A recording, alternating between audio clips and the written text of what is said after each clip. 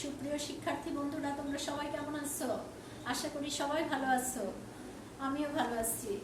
আজকে আবার আমি তোমাদের সামনে কি করেছি, অনলাইন ক্লাসে এসেছি। আশা করি তোমরা সবাই ঘরে বসে কি করছো, যে আমরা Bogura YMC public school and কলেজের পক্ষ থেকে যে অনলাইন ক্লাসের আয়োজন করেছি, সেই ক্লাসগুলি তোমরা সবাই দেখছো এবং আশা করি তোমাদের কি হচ্ছে, উপকারী হচ্ছে। যেহেতু আমরা স্বাভাবিক ক্লাসে এখনো ফিরতে পারিনি, কবে যে ফিরতে পারবো তারও তো কোনো ঠিক নয়।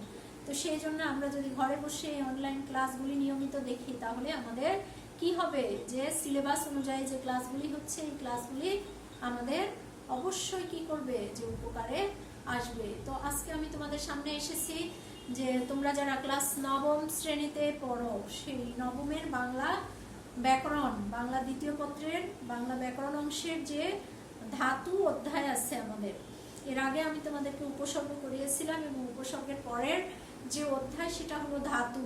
তো এই ধাতু অংশটি নিয়ে আজকে আমরা কি করব, যে আলোচনা করব। তোমরা সবাই কি করবে, খাতা কলম নিয়ে অবশ্যই রেডি হবে এবং সেই ধাতু অধ্যায় বের করে এই অংশটি খুব মনোযোগ দিয়ে বোঝার চেষ্টা করবে। বলো তো, তোমরা বলো তো, ধাতু কাকে বলে? ধাতু কাকে বলে তোমরা কিন্তু সবাই জানো, এগুলো তোমাদের ক্লাস 8-এও এই অংশটা ছিল। ধাতু কি? যে ক্রিয়াপদের মূল অংশ, ক্রিয়াপদের মূল অংশকে কি বলা হয়? ক্রিয়ামূল বা ধাতু বলা হয়। তাহলে ক্রিয়াপদ কোনগুলি? ক্রিয়াপদ কাকে বলে বলো তো? আমরা কিন্তু সবাই এগুলো জানি, যে যে পদ দ্বারা কি করে, যাবতীয় কাজ করা বোঝায়, তাকে কি বলা হয়? ক্রিয়াপদ বলা হয়। যেমন কি, যে খাওয়া, পড়া, লেখা, উঠা, বসা, শোয়া, হাঁটা, চলা, খাওয়া, যাওয়া, এগুলো কিন্তু প্রত্যেকটাই কি এক একটা ক্রিয়াপদ। তাহলে এই সব ক্রিয়াপদের মূল অংশকে কি বলা হয়? ধাতু বা ক্রিয়ামূল বলা হয়ে থাকে। দেখো আমি কিন্তু তোমাদের বোর্ডে ওরকমই বলেছি যে ক্রিয়াপদের মূল অংশকে কি বলা হয়? ধাতু বলা হয়। তাহলে যেমন কি বলেছি, যে পড়া যদি ক্রিয়াপদ হয়, তাহলে এটাকে আমরা কি করব? পর যোগ আ, তাই না? তাহলে এটা কি? মূল অংশ। তাহলে এটা কি? ধাতু। যদি এরকম থাকে যে পড়া, তাহলে পড়াটা কি? একটা ক্রিয়াপদ, তাই না? তাহলে এটাকে যদি আমরা কি করি, ভাঙি, তাহলে কি পাবো? পর যোগ আ। তাহলে এটা কি? এটা হলো একটা ধাতু। সেই জন্য বলা হয়েছে যে ক্রিয়াপদের মূল অংশকে কি বলা হয়? ধাতু বলা হয়। আর এই ক্রিয়াপদকে বিশ্লেষণ করলে আমরা কয়টা অংশ পাবো? দুটো অংশ পাবো। ক্রিয়াপদকে বিশ্লেষণ করলে কয়টা অংশ পাবো?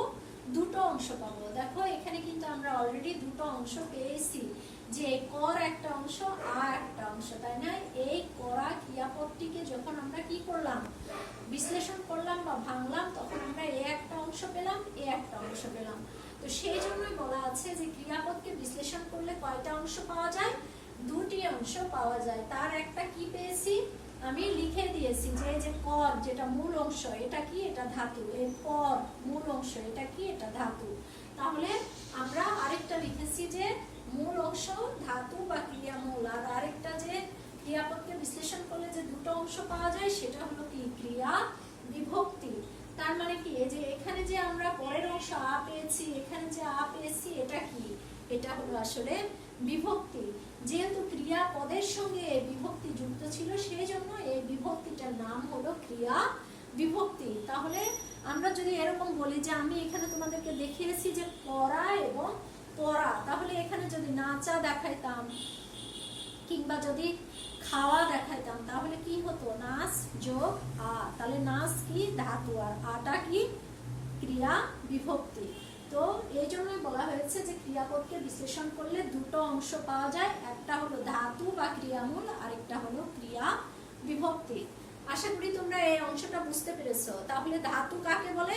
ক্রিয়াপদের মূল অংশকে কি বলা হয়? ধাতু বলা হয়।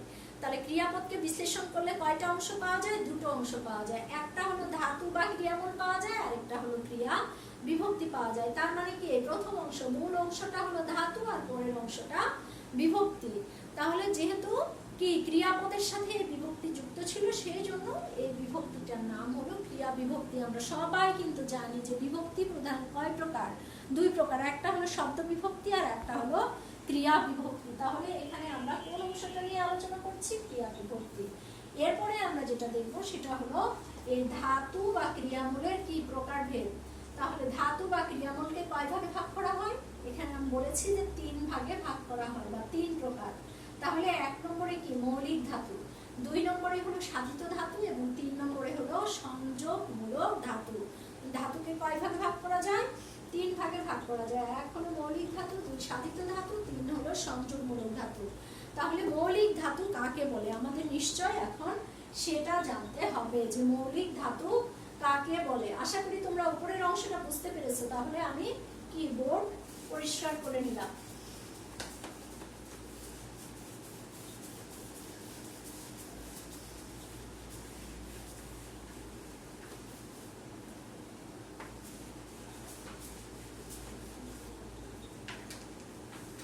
তাহলে আমরা যেটা পাবো সেটা হলো মৌলিক ধাতু। মৌলিক ধাতুর ক্ষেত্রে যে যে ধাতুকে ভাঙা যায় না বা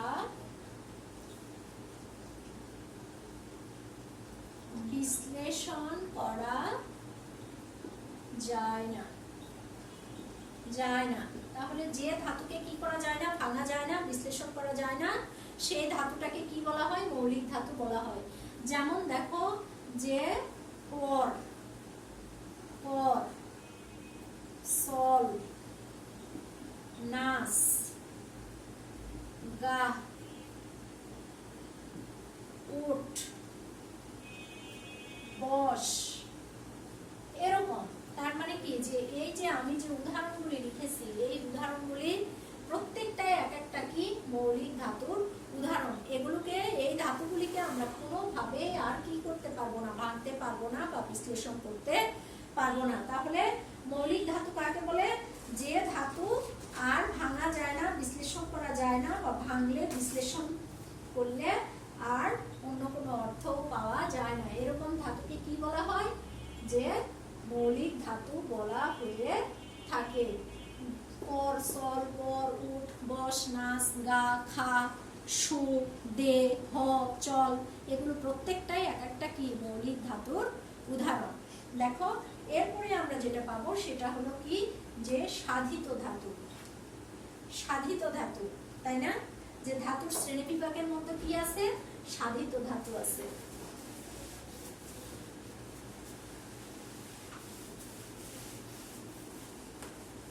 তাহলে সাধিত ধাতুর ক্ষেত্রে যে মৌলিক ধাতু কিংবা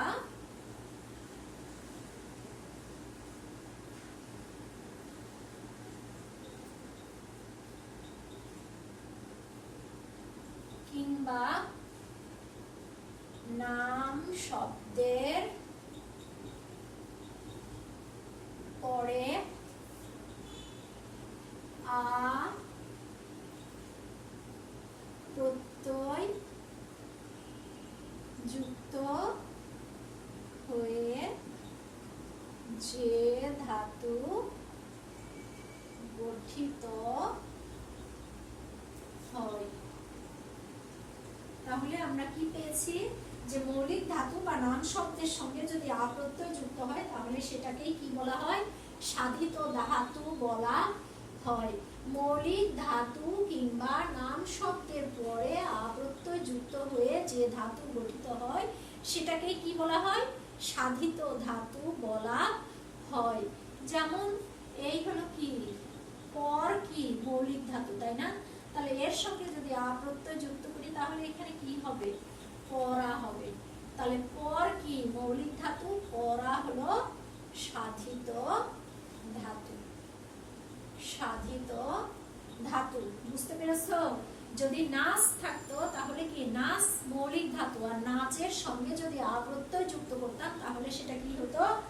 নাচা হতো। তারপরে যদি বল থাকতো তাহলে বলটা কি? সাধিত ধাতু, মৌলিক ধাতু, আর বলের সঙ্গে যদি আ প্রত্যয় যুক্ত করা হয় তাহলে সেটা কি?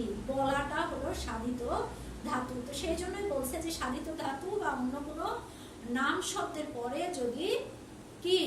যে আ প্রত্যয় যুক্ত করা হয় তাহলে সেটা কি হবে? সাধিত ধাতু হবে। তোমরা কি বুঝতে পেরেছো?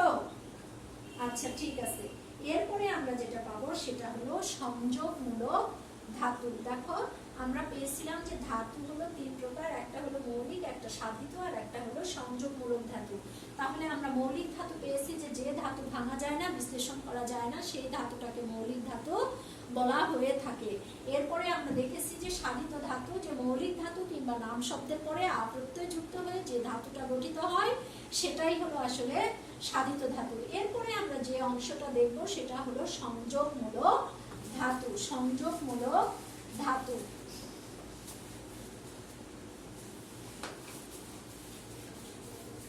দেখো সংযোগমূলক ধাতুতে কি বলা হয়েছে, যে বলা হয়েছে যে বিশেষ্য বিশেষণ,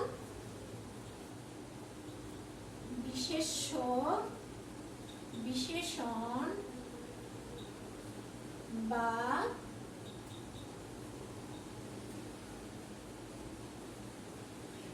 ধনাত্মক অব্যয়ের সঙ্গে, ধনাত্মক অব্যয়ের সঙ্গে সঙ্গে দে কর পা খা সার ইত্যাদি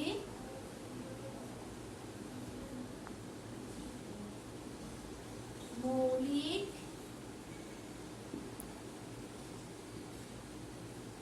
ধাতু যুক্ত হয়ে যে নতুন ধাতু গঠিত হয়, যে নতুন ধাতু গঠিত হয় তাকে কি বলা হয়? সংযোগমূলক ধাতু বলা হয়। তাহলে সংযোগমূলক ধাতুর ক্ষেত্রে আমরা কি পাচ্ছি? বিশেষ্য বিশেষণ বা ধনাত্মক অব্যয়ের সঙ্গে দে কর পা খা সার ইত্যাদি মৌলিক ধাতু যুক্ত হয়ে যে নতুন ধাতু গঠিত হয় সেটাকে কি বলা হয়? সংযোগমূলক ধাতু বলা হয়। আবার শোনো, বিশেষ্য বিশেষণ বা ধনাত্মক অব্যয়ের সঙ্গে দে কর পা খা সার ইত্যাদি মৌলিক ধাতু যুক্ত হয়ে যে একটি নতুন ধাতু গঠিত হয় সেটাকে কি বলা হয়? সংযোগমূলক ধাতু বলা হয়। যেমন দেখো, যদি একটা উদাহরণ বলি যে ভয় কর, তাই না? তারপরে যদি এরকম বলি যে ভালো কর, ভালো কর, অথবা যদি বলতাম যে মন্দ কর, তাহলেও কি হতো? যে সেটা সংযোগমূলক ধাতু হতো। যদি এরকম হয় যে হলো জলদি কর, জলদি কর কিংবা তাড়াতাড়ি কর, তাহলে এগুলো কি প্রত্যেকটাই এক একটা হলো সংযোগমূলক ধাতুর উদাহরণ। তাহলে বিশেষ্য, এটা হলো বিশেষ্যের সঙ্গে যুক্ত হয়েছে, এটা হলো বিশেষণের সঙ্গে হয়েছে, এটা হলো দেখা যাচ্ছে যে জলদি কর তোমার ক্রিয়া বিশেষণের সঙ্গে যুক্ত হয়েছে। তাহলে এরকম যে ধাতুটা সেটাকে কি বলা হয়? সংযোগমূলক ধাতু বলা হয়। বিশেষ্য বিশেষণ বা ধনাত্মক অব্যয়ের সাথে কর দে পা খা তারপরে সার ইত্যাদি মৌলিক ধাতু যুক্ত হয়ে যে আরেকটি নতুন ধাতু গঠিত হয় সেটাকে কি বলা হয়? সংযোগমূলক ধাতু বলা হয়ে থাকে, তাই না? দেখো, এগুলো যদি তোমরা সুন্দর করে যদি বুঝে, যদি বই খুলে যদি তোমরা বসে চেষ্টা করো, তাহলে কিন্তু কি হবে? যে একটাও কিন্তু তোমাদের ভুল হওয়ার চান্স থাকবে না। যেরকম আমরা বহু নির্বাচনীতে কি করতে পারবো, এগুলো কিন্তু সঠিকভাবে আমরা সঠিক জায়গাতে টিক চিহ্ন দিতে পারবো। তাহলে আমরা কি পেলাম? ধাতু কাকে বলে পেলাম, তারপরে হচ্ছে ধাতু হলো ক্রিয়াপত্রে বিশ্লেষণ করলে কয়টা অংশ পাওয়া যায়, কি কি, তারপরে ধাতুর শ্রেণী বিভাগের ক্ষেত্রে ধাতুকে কয় ভাগে ভাগ করা হয় সেটা পেলাম, এবং সেগুলির সংজ্ঞা এবং উদাহরণ পেলাম। এরপরে আমরা যেটা পাবো সেটা দেখো যে মৌলিক ধাতুর শ্রেণী বিভাগ। তাহলে মৌলিক ধাতুকে আবার কয় শ্রেণীতে ভাগ করা হয়েছে? দেখো আমি তোমাদেরকে এখানে দেখিয়েছি যে মৌলিক ধাতুকে আবার 3 শ্রেণীতে ভাগ করা হয়েছে। মৌলিক ধাতুকে আবার 3 শ্রেণীতে ভাগ করা হয়েছে। একটা হলো বাংলা ধাতু, আর 2 নম্বরে দেখতে পেয়েছি যে সংস্কৃত ধাতু, এবং 3 নম্বর হলো বিদেশাগত ধাতু। তাহলে মৌলিক ধাতুকে আবার যখন আমি শ্রেণী বিভাগ করেছি তখন কি কি পেয়েছি? বাংলা ধাতু পেয়েছি, সংস্কৃত ধাতু পেয়েছি এবং বিদেশাগত ধাতু পেয়েছি। তার মানে কি বাংলা ধাতু কাকে বলে? বাংলা ধাতু কাকে বলে?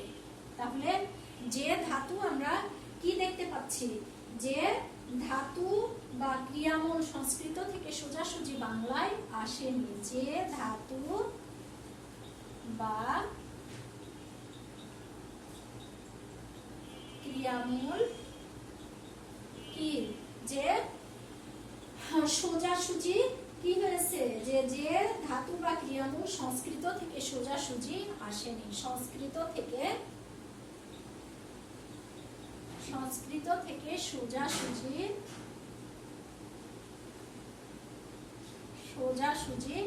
আসেনি, যে ধাতু সংস্কৃত থেকে সোজাসুজি আসেনি সেগুলাকে কি বলা হয়? বাংলা ধাতু বলা হয়। যেমন দেখো উদাহরণ হলো কি, যে কাঠ, তারপরে হলো কাঁধ, তারপরে জান, তারপরে হলো নাস।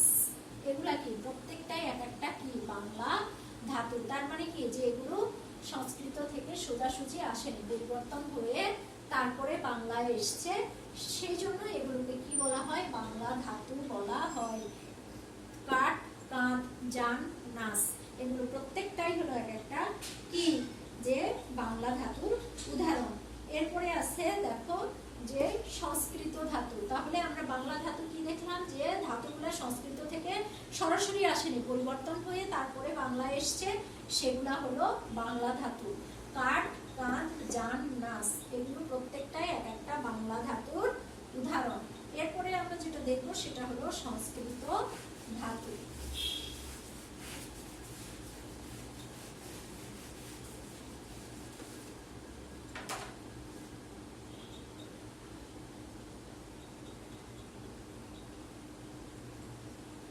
সংস্কৃত ধাতু, তাহলে আমরা দেখেছি যে যে ধাতুগুলি কি, যে সংস্কৃত থেকে সোজাসুজি আসেনি সেগুলোই হলো এক একটা বাংলা ধাতু।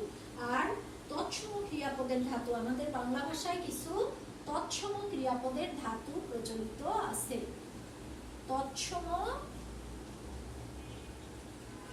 ক্রিয়াপদের ধাতু প্রচলিত আছে। তাহলে আমাদের বাংলা ভাষায় তার মানে কি, তৎসম ক্রিয়াপদ থেকে যে ধাতুগুলি কি এসছে, তৎসম ক্রিয়াপদ থেকে যে ধাতুগুলি এসছে সেগুলোই হলো এক একটা সংস্কৃত ধাতু। যেমন ক্রি, গম, তারপরে গট, স্থা, এগুলো কিন্তু এক একটা কিসের উদাহরণ? প্রত্যেকটাই এক একটা সংস্কৃত ধাতুর উদাহরণ। যে তৎসম ক্রিয়াপদের ধাতু কিছু আমাদের বাংলায় কি প্রচলিত আছে, সেই ধাতুগুলাকে বলা হয় সংস্কৃত ধাতু। ক্রি, গম, গট, স্থা এগুলো প্রত্যেকটাই এক একটা কি, যে সংস্কৃত ধাতুর উদাহরণ। এরপরে আমরা যেটা দেখব সেটা হলো বিদেশাগত ধাতু। যে বিদেশি, যেমন প্রধানত কোথায় থেকে আসছে? হিন্দি থেকে আসছে।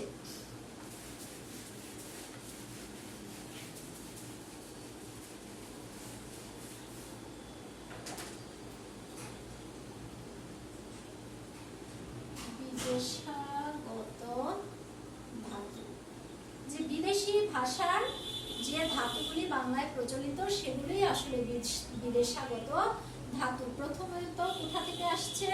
যে হিন্দি থেকে আসছে, এবং কোচিত কোথায় থেকে আসছে? আরবি, ফার্সি থেকে এসছে। মানে কি অধিকাংশই কি থেকে আসছে? হিন্দি ভাষা থেকে আসছে, এবং কোচিত আরবি, ফার্সি থেকে যে ধাতুগুলি এসছে সেগুলাই হলো বিদেশাগত ধাতু। যেমন এখানে বলছে যে আবার যেমন হচ্ছে বলা আছে যে হের ধাতু, এই হের ধাতুটাকে কি বলা হয়েছে? অজ্ঞাত অজ্ঞাত অজ্ঞাত মূল বলা হয়েছে। কেন এটাকে অজ্ঞাত মূল বলা হয়েছে? যে এই ধাতুটা আসলে কোথায় থেকে এসছে? হিন্দি থেকে এসছে, না আরবি থেকে এসছে, না ফার্সি থেকে এসছে? তো এটার কোনো কি পাওয়া যায়নি, যে অনুসন্ধান করা যায়নি, সেই জন্য এটাকে কি বলা হয়েছে? অজ্ঞাত মূল ধাতু বলা অজ্ঞাত মূল ধাতু বলা হয়েছে। যেমন দেখো যে বিদেশি ধাতুর মধ্যে যেমন ফির, তারপরে হলো কিন, তারপরে তোমার যেমন আছে হলো ভিজ,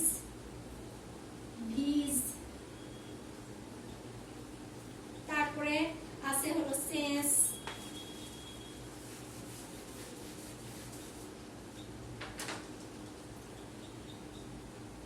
চেন্স, এরকম অনেক আছে। ফির, কিন, ভির, সেস, তারপরে যেমন আছে টান, জম, খাট, ঠেল, বিগর, এগুলো হলো প্রত্যেকটাই এক একটা কি এই বিদেশি ধাতুর অন্তর্ভুক্ত। তাহলে আমরা বিদেশি ধাতুর ক্ষেত্রে কি কি পেলাম? যে বেশি অর্ধেকই কোথায় থেকে এসছে? হিন্দি থেকে এসছে, এবং কচিত আরবি ফার্সি থেকে এসছে। এবং যে হের ধাতু পেলাম, এটাকে অজ্ঞাত মূল বলা হয়েছে। এই ধাতুটা আসলে কোন ভাষা থেকে আগত, এটার কোনো মূল খুঁজে পাওয়া যায়নি। এই ধরনের ধাতুগুলাকে কি বলা হয়েছে? বিদেশাগত ধাতু বলা হয়েছে। তাহলে আমরা কি পেলাম? যে ধাতুর যে শ্রেণী বিভাগ পেলাম, এবং সেই শ্রেণী বিভাগের মধ্যে যে মৌলিক ধাতু আছে, সেই মৌলিক ধাতুর যে আবার শ্রেণী বিভাগ আছে, সেটা বাংলা, সংস্কৃত এবং বিদেশাগত ধাতু, সেই শ্রেণী বিভাগটা নিয়েও আমরা উল্লেখ করলাম এবং উদাহরণ দিয়ে তোমাদেরকে বোঝানোর চেষ্টা করলাম। তো এই অংশগুলি তোমরা প্রত্যেকেই কি করবে? বাসায় খুব সুন্দর করে বই খুলে প্রথমত বুঝে বুঝে পড়বে, এবং দ্বিতীয়ত মনে রাখার চেষ্টা করবে। এগুলো যদি বাংলা ধাতুর উদাহরণ কোনটি, কিংবা সংস্কৃত ধাতুর উদাহরণ কোনটি, কিংবা মৌলিক ধাতুর উদাহরণ কোনটি, এগুলো যদি আমরা সঠিক উদাহরণের জায়গায় যদি টিক দিতে না পারি, কিংবা মৌলিক ধাতু কাকে বলে, সাধিত ধাতু কাকে বলে, যৌগিক বা সংযোগমূলক ধাতু কাকে বলে, এই সংজ্ঞাগুলো যদি আমরা সঠিকভাবে না মনে রাখতে পারি, তাহলে কিন্তু কি হবে? যে আমরা সঠিক জায়গায় টিক দিতে গিয়ে এলোমেলো করে ফেলবো। তো ঠিক আছে বন্ধুরা, আজকে এই পর্যন্তই। আগামী ক্লাস পর্যন্ত তোমরা সবাই কি থাকবে? সুস্থ থাকবে, ঘরে থাকবে, এবং সবাই কি করবে? স্বাস্থ্যবিধি মেনে চলবে। আমরা কিন্তু সবাই জানি যে আমরা যদি সঠিকভাবে স্বাস্থ্যবিধি মেনে চলি, তাহলে কি হবে? যে এই যে করোনা মহামারী চলছে, তাহলে এখান থেকে আমরা অবশ্যই কি করতে পারবো? যে নিরাপদে থাকতে পারবো। তো তোমরা সবাই তো জানো যে আমাদের একটা পরীক্ষা প্রায় মোটামুটি